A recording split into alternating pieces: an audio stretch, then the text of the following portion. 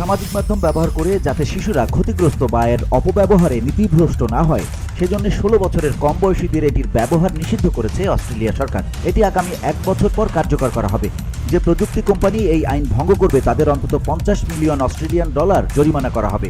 বৃহস্পতিবার দেশটির সংসদের উচ্চকক্ষ সিনেট এই আইনের অনুমোদন দিয়েছে। বিবিসির এক প্রতিবেদন থেকে এ তথ্য জানা যায়। অস্ট্রেলিয়ার প্রধানমন্ত্রী অ্যান্থনি আলবানিজ বলেছেন, ক্ষতিকর সামাজিক মাধ্যম থেকে শিশুদের রক্ষায় এই আইন প্রয়োজন। তার এই মতকে দেশটির অনেক বাবা মাই সমর্থন করেন। তবে সমালোচকরা বলছেন, এই নিষেধাজ্ঞা কিভাবে কার্যকর করা হবে তা নিয়ে প্রশ্ন রয়ে গেছে।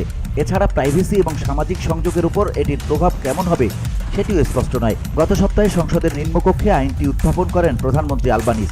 ওই সময় তিনি বলেন, এটি একটি বৈশ্বিক সমস্যা। আমরা চাই তরুণ অস্ট্রেলিয়ানরা সত্যিকার অর্থে একটি শৈশব পাক। আমরা চাই বাবা মায়েরা যেন শান্তি পান।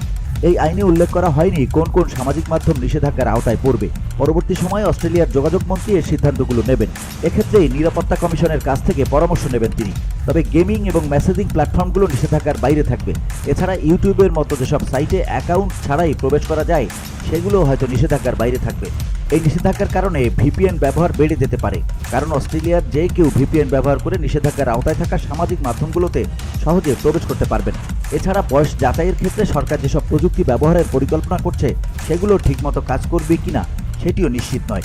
এখন পর্যন্ত বিশ্বের আর কোনো দেশে সামাজিক যোগাযোগ মাধ্যম নিষিদ্ধ নিয়ে এত কঠিন আইন করা হয়নি।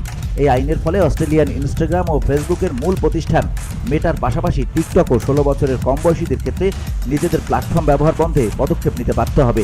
অন্যথায় প্রযুক্তি কোম্পানিগুলোকে $3.20 কোটি পর্যন্ত জরিমানা গুনতে হতে পারে। VOD Bangla news desk.